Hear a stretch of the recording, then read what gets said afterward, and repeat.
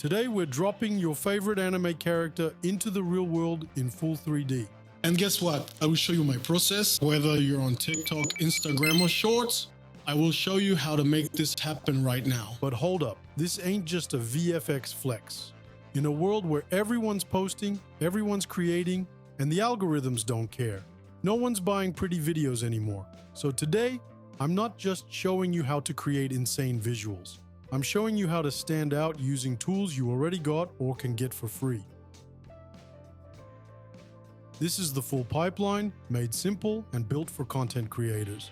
Want to see the final shot first? Let's go.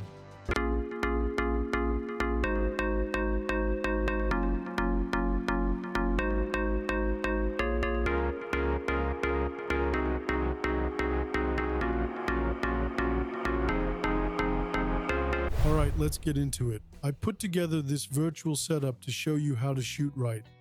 See this little orange guy here? He's just helping us know where to put our magic 3D character later. He's like a buddy, showing us the perfect spot so everything fits just right. The little floating rectangle on the right is a phone. I shoot everything on an iPhone. 4K at 30 or 60 frames per second is perfect. But bro, clean your lens for real. A dirty shot? That's shame on 6 generations. Hold your phone straight up, vertical, like TikTok. Look at the sun. We want the light to be cool, not too straight on.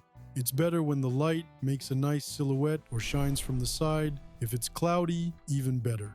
Soft light equals clean look. When we're inside, if we don't have fancy lights, we gotta get close to the windows, so our 3D character gets the best natural light. It's free and awesome. The cooler the light on set, the cooler our character will look when we bring it in. Don't move the phone too much. Use a tripod or put it on a chair, box, or books. If you walk, move slowly. Leave space where your 3D character will be, like an invisible friend in the scene.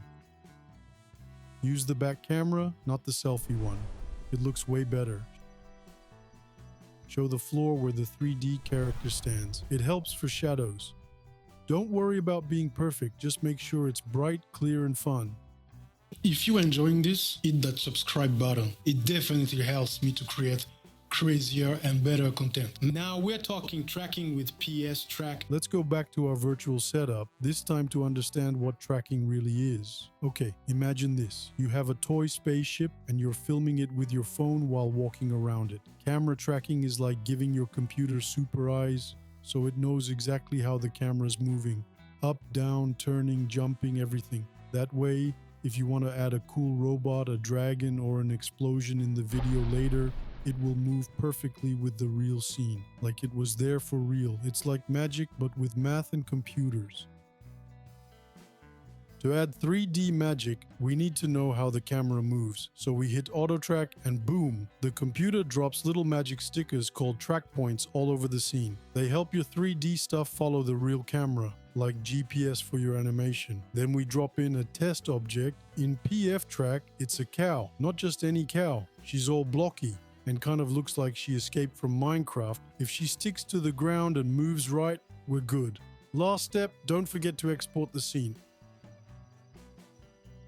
I use PFTrack, clean and super accurate, no budget, no problem. Blender can do the job. There's also a solid free version of Nuke, non-commercial. It's all in the description, fam. Want to see a full tutorial on these tools? Drop it in the comments and I'll make it happen now. To make the hero's body, we made the head, arms, legs, everything. That's called modeling. It's just making the shapes. You can model your character from scratch, but bro, I really don't recommend you to do that. But if you want, I can do another video where I show you the process. You can also grab free models on Sketchfab, CG Trader, Turbo Squid, or even Google search. Our hero can't move yet, so we put bones inside, like a skeleton, to make it move arms, legs, head, to do cool poses.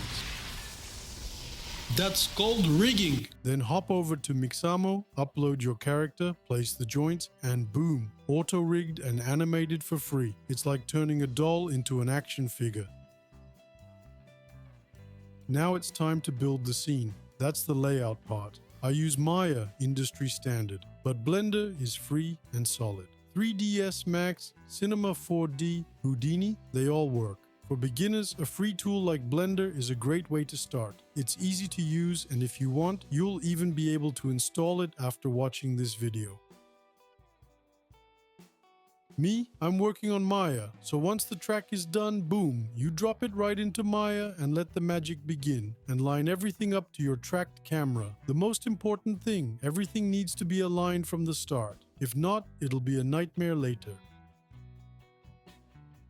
Now we shine light on our hero, like on a movie set. Fill lights, rim lights, key lights, colored lights to make it look cool. That's lighting. Bro, I love lighting. I use Arnold.